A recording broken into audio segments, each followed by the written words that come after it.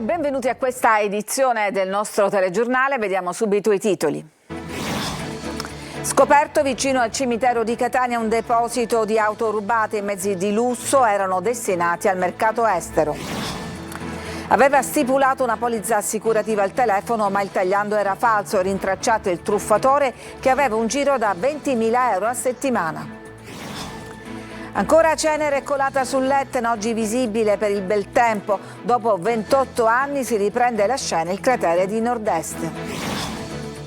È arrivato anche il secondo treno del Sicilia Express, il servizio della regione per riportare a casa i fuorisede.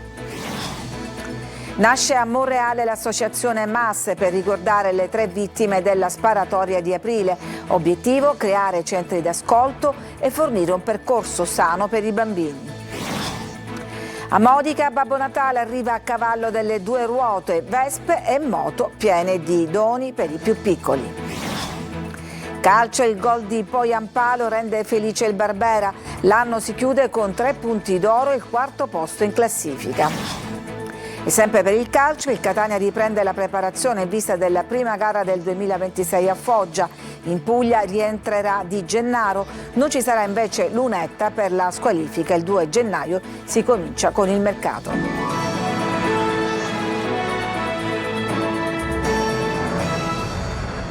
I carabinieri scoprono dall'alto un deposito di auto rubate nascoste vicino al cimitero di Catania. I mezzi di lusso nascosti dalla vegetazione erano probabilmente destinati al mercato estero. Tonino De Mana. Erano state rubate in centro e sul litorale di Catania, zona playa, forse con l'intento di metterle sul mercato estero. Auto di grossa cilindrata fatte sparire dalle strade catanesi ed avvistate, è il caso di dirlo, da un elicottero dei carabinieri che stava sorvolando l'area del cimitero tra le vie Acquicella e Calliope. E dall'alto, tra la fitta vegetazione, che sono state individuate 5 auto, come potete vedere in questa immagine fornita dalle forze dell'ordine. Tutti i mezzi si trovavano in ottimo stato di conservazione all'interno di un terreno difficilmente accessibile e quindi lontano da sguardi indiscreti. Nel corso dell'operazione gli elicotteristi hanno mantenuto l'area sotto osservazione, fornendo in tempo reale indicazioni precise ai colleghi di terra. Dall'alto l'equipaggio ha guidato i militari lungo la stradina di campagna, segnalando l'accesso più sicuro e il punto esatto in cui si trovavano le macchine, tutte rubate tra il 10 e il 24 dicembre. 4 le auto restituite ai legittimi proprietari, ad eccezione di una Jaguar affidata ad una ditta specializzata in attesa di rintracciare l'intestatario. Le modalità di occultamento, la tipologia di auto rubate e l'area del temporaneo stoccaggio lasciano ipotizzare che ad agire sia stato un gruppo specializzato. Indagini sono in corso per risalire all'organizzazione criminale. Guadagnava 20.000 euro a settimana con le truffe assicurative. Un uomo di Caserta è stato denunciato a Catania dai poliziotti del commissariato Borgo Ognina dopo la denuncia di una donna che, fermata per un controllo di routine, aveva esibito alle forze dell'ordine un certificato assicurativo risultato falso. Aveva stipulato la polizza al telefono facendo un bonifico di 730 euro sul conto corrente indicatogli dal truffatore, che le aveva poi girato una mail con un falso contratto assicurativo. E continua lo spettacolo sull'Etna, oggi particolarmente visibile grazie al bel tempo. Dopo 28 anni si è ripreso la scena il cratere di Nord-Est. È una domenica dove l'Etna si prende la scena, attirando catanesi e turisti e catturando lo sguardo rivolto alla cima per scrutare ogni movimento. Da qualsiasi punto di osservazione, dal lungomare di Catania a Taormina, passando per Monte Po, è comunque uno spettacolo unico, con il pennacchio sempre in bella vista. In mattinata le condizioni meteo sull'Etna permettono una visione completa del teatro eruttivo, agevolando così il lavoro degli esperti dell'INGV di Catania. Allo stato attuale l'attività dell'Etna mostra emissioni di cenere dalla cratere voragine, alcune esplosioni ancora al cratere di Nord-Est, mentre la colata all'alba di stamattina sembrava ancora alimentata. Dopo 28 anni torna alla ribalta anche il cratere di Nord-Est. Le fontane di lava al cratere di Nord-Est non avvenivano dal marzo del 1998 e in questi ultimi anni c'erano stati solamente alcuni episodi di attività stromboliana intracraterica. Forti esplosioni, come detto, al cratere di nord-est che hanno causato il lancio di materiale piroclastico accompagnato dallo spettacolo naturale delle fontane di lava alte centinaia di metri con boati che si potevano percepire a chilometri e chilometri di distanza. Ed è movimentata anche la situazione al cratere Voragine con una colata lavica che si perde nella desertica Valle del Bove. Intanto permane l'allerta gialla di protezione civile con fase operativa di preallerta. Allo stato attuale invece non ci sono conseguenze sull'operatività dell'aeroporto Fontanarossa di Catania. Vediamo proprio in questo momento, cioè in tempo reale, come appare l'Etna inquadrata dalle nostre webcam. Qui la vediamo inquadrata da Catania, vedete c'è un filo di fumo, e qui invece dalla nostra webcam live da Taormina. È arrivato anche il secondo treno delle Sicilia Express, quest'anno raddoppiato dalla Regione per riportare a casa i fuorisede, un modo per sfidare il caro voli. Alla stazione di Siracusa c'era per noi Francesco Aloi. Partire lunedì 29 per tornare al nord il 7 gennaio. Per un Milano-Catania o per un Milano-Palermo e viceversa possono servire dai 300 ai 1000 euro. Tutti vanno in vacanza o almeno ci provano, ma il caro voli no. Così, per i fuorisede che vogliono vivere il Capodanno a casa, c'è un'unica alternativa, il Sicilia Express. Purtroppo sì, a volte in certi periodi come nelle festività i prezzi sono abbastanza alti, quindi... Con questo treno hai tanti servizi, risparmi. Il primo convoglio, partito da Torino a Portanuova, era arrivato prima di Natale a Siracusa e Palermo. Una settimana dopo ecco il secondo round del treno che permette di percorrere lo stivale spendendo meno di 30 euro. Un modo per risparmiare e divertirsi con musica, balli e giochi. È stato bello, ci siamo divertiti, abbiamo ballato sopra il treno, abbiamo mangiato lì. Si è mangiato bene, delle persone, cioè il servizio è proprio stupendo, proprio ci siamo trovati bene, sia come viaggio che come tutto. Un'iniziativa che nasce dalla collaborazione della Regione con Ferrovie dello Stato, partita nel dicembre dello scorso anno. Per il ritorno al nord ci sono due date, 5 o 10 gennaio, ma c'è chi aspetta già i biglietti per Pasqua. Speriamo allora che ci sia questa iniziativa per Pasqua. E poi qualcuno lancia una proposta, e se il Sicilia Express fosse un aereo? A Monreale adesso, dove è nata l'associazione MAS per ricordare le 3 vittime della sparatoria dello scorso aprile. La sorella di una di loro dice: bisogna creare centri di ascolto, fornire un percorso sano per i bambini. Marco Vullà. Memoria, amicizia, speranza, come le iniziali dei nomi di Massimo, Andrea e Salvo, i 3 giovani rimasti uccisi nella sparatoria a Monreale. Per ricordarli è stata costituita questa mattina l'associazione MAS, che si pone come obiettivo quello di onorare la memoria dei 3 e di tutte le giovani vittime spezzate dalla criminalità. Lei è la sorella di una delle vittime della strage, Massimo Pirozzo. Viveva a Bologna, ha stravolto la sua vita per poter dare un contributo. Ci piacerebbe anche aprirci un luogo di ascolto, perché è quello che manca anche ad oggi. Manca ascoltare questi ragazzi. Io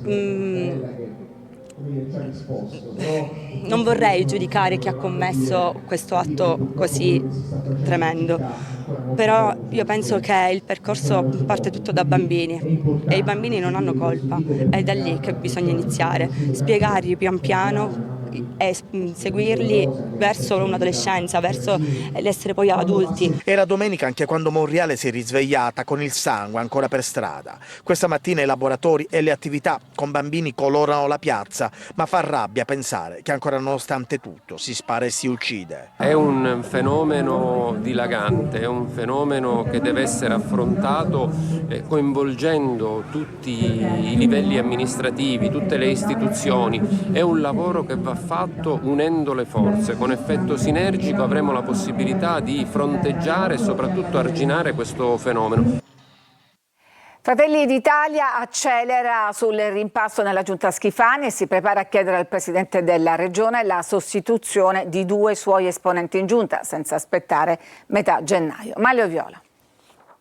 Tornano a soffiare venti di rimpasto alla regione siciliana. Il nuovo anno potrebbe portare con sé una nuova formazione della giunta di governo retta da Renato Schifani e forse senza aspettare la decisione del GIP sulla richiesta di rinvio a giudizio dell'assessore al turismo Elvira Amata, la cui posizione sarà vagliata a partire dal 13 gennaio.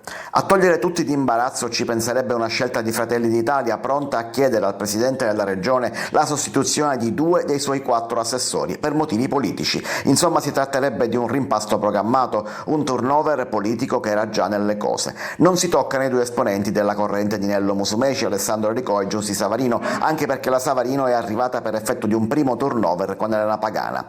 Lasciano invece proprio Elvira Amata, che fa posto a Ella Bucalo, e Francesco Scarpinato per fare posto a Brigida Alaimo. Per Scarpinato però c'è un robusto premio di consolazione. Bucalo lascia infatti il seggio al Senato per andare a ricoprire la carica di assessore e il primo dei non eletti è proprio Scarpinato, che diventa senatore.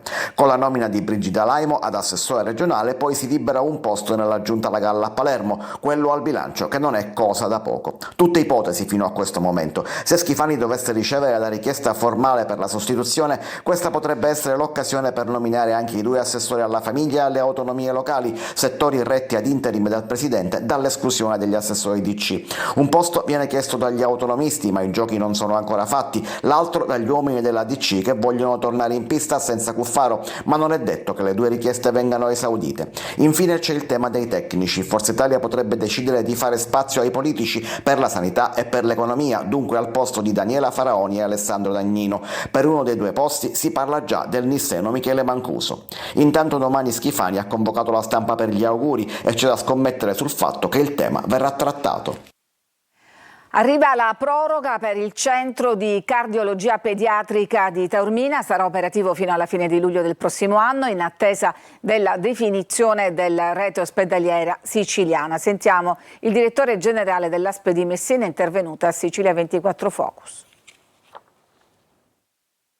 Il 29 già noi saremo pronti a deliberare, ma già il CCPM sa che deve continuare a prendere in carico i pazienti, che l'attività clinica è regolarmente attiva, quindi non ci sono assolutamente problemi in questo senso. Avremo certamente la possibilità di continuare questa esperienza. Noi già abbiamo pronta la delibera che prorogherà fino al 31 luglio del 2026. In attesa appunto che arrivi anche la proroga ministeriale che mi assicurano dall'assessorato dovrebbe essere in arrivo al più presto possibile. Noi comunque non possiamo fermarci, non possiamo fermare le attività e quindi continueremo ad operare così come abbiamo fatto in tutti questi anni.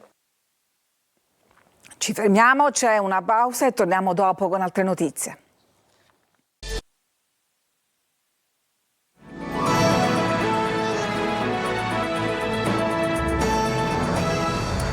Non le renne ma le 2 ruote a Modica. Babbo Natale, anzi tanti Babbo Natale arrivano con la Vespa o con la moto. Sentiamo Veronica Barbarino. Sono partiti da Cava d'Aliga e hanno raggiunto Modica in sella alle loro moto cariche di doni. Sono i Babbi Natale del Vespa Club Sampieri, i Motuca, il Club T-Max, il gruppo Vespisti di Donna Lucata, Street Biker Siracusa e gli amici motociclisti Scicli. Tutti arrivati in città al suono del rombo festoso dei loro motori per regalare un sorriso ai bambini e ai ragazzi dell'associazione Casa e ai bambini della pediatria dell'ospedale di Modica. Casa PS si occupa di ABA, di IA e di neurodiversità. Facciamo terapie individuali e di gruppo, facciamo interventi assistiti con gli animali, cerchiamo di dare servizi che i genitori stessi ci chiedono. La 7ª edizione di Babbo Natale in moto ha saputo mescolare allegria, solidarietà e un pizzico di magia. Ogni anno ci riproponiamo un messaggio e un pensiero speciale e particolare per chi questo Natale lo vive in un modo diverso e in un modo particolare. Abbiamo donato dei giochi didattici e di apprendimento che vengono utilizzati proprio per questo tipo di patologia dei ragazzi. Tra una fotoricordo e una risata, l'evento ha restituito il senso più autentico della manifestazione, l'esserci qui e insieme. Centinaia di bottiglie di vetro abbandonate in spiaggia, accumuli di rifiuti, ecco come si presentava oggi la playa di Catania in una giornata di sole che tra l'altro invitava le passeggiate in riva al mare. I volontari della Fondazione Stella Polare attiva a San Cristoforo stamattina si sono rimboccati le maniche e hanno provveduto alla rimozione dei rifiuti nel tratto della spiaggia libera numero 1. Una cinquantina i sacchi raccolti ogni giorno, dice Giovanni D'Asta. Ripuliamo anche i dintorni della nostra sede in via Ville Scabrosa, dove troviamo sempre nuove discariche abusive. Il 28 dicembre del 1908, 117 anni fa, il terremoto che distruggeva Messina e Reggio Calabria. Oggi diverse le commemorazioni per ricordare quell'evento. Francesco Triolo.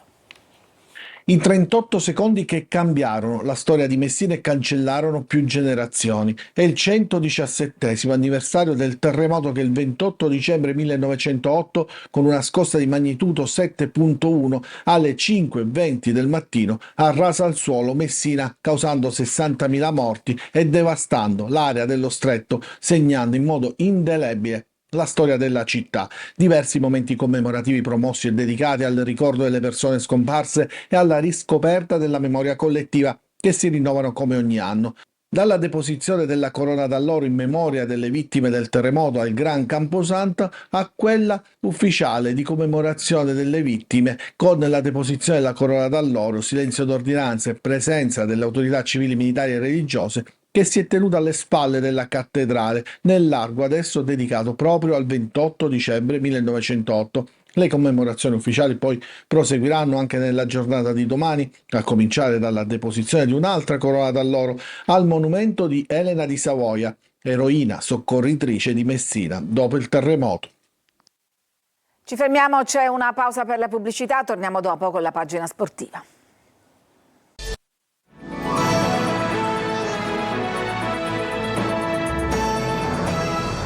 Siamo al calcio, al Palermo basta un gol di Poyampalo per far felice il Barbera e chiudere in bellezza l'anno. Marco Gullà.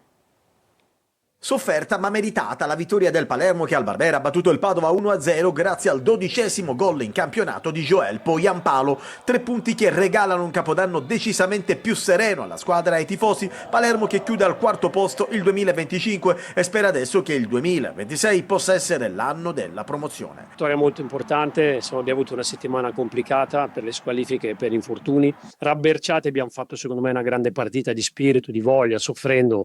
Però sono 3 punti fondamentali, diamo continuità insomma alle ultime partite, non ne abbiamo vinte 4 su 5 e questa è la strada giusta.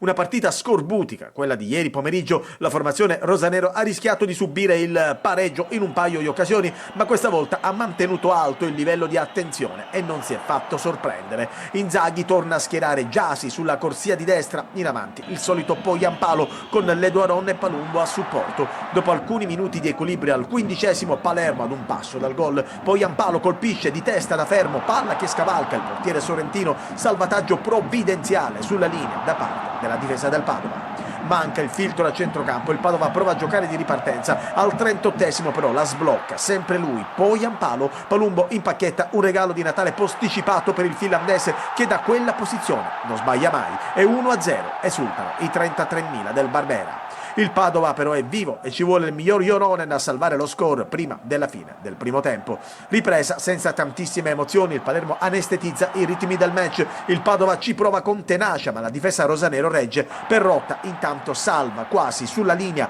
poi Gomez, bel tiro ma Sorrentino devia. Non accade più nulla nei minuti finali, il Palermo alza le braccia al cielo e saluta Matteo Brunori che da gennaio vestirà la maglia della Sampdoria. Catania riprende la preparazione in vista della prima gara del 2026 a Foggia. Rientra Di Gennaro, non ci sarà lunetta. Si comincia dal 2 gennaio con il mercato. Marco Carli. Un rientro e un'assenza. Di Gennaro si riprende il posto in mezzo alla difesa dopo la squalifica con l'Atalanta. Lunetta invece salterà la prima dell'anno perché appiedato dal giudice sportivo. Celli, Casasola e Corbari sono i diffidati. Il Catania riprende gli allenamenti in vista della partita con il Foggia che Telecolor trasmetterà in diretta e in chiaro. Lo Zaccheria, terreno da sempre ostico, è la prima tappa di un 2026 a cui i rossazzurri arrivano con fiducia. Per il primato, certo, in coabitazione con il Benevento, e perché il calcio come la vita è anche una questione di sensazioni, non solo di di numeri e il girone d'andata ha aumentato quelle positive. Per dirla alla Toscano, c'è da continuare la corsa, ogni partita è importante e il Catania in trasferta sa di poter ancora crescere. È anche la settimana in cui comincia il mercato, con il colpo Bruzzaniti che, limati i dettagli verso l'accordo definitivo legati ad alcuni premi richiesti dal Pineto, 3 anni e mezzo per il giocatore, potrebbe eventualmente tornare utile già per Foggia. Per il resto, Jimenez, dopo la doppietta con l'Atalanta Under 23, si candida ancora per un posto dal primo, si riparte dai suoi gol, il Catania vuole una prima parte del 2026 del tutto degna del finale di quest'anno. 5, brutta sconfitta per la Meta per mano della L84 Torino che sbanca il Pala Catania con il punteggio di 8-4, partenza shock degli Atenei che chiudono la prima frazione sotto di 3 reti pagando oltre misura le assenze di Turmena squalificato e Silvestri infortunato. La super sfida del campionato va dunque agli ospiti, ma la Meta esce comunque a testa alta e tra gli applausi dei 2000 tifosi Atenei. Ed era l'ultima notizia, grazie per averci seguito a tutti, una buona domenica.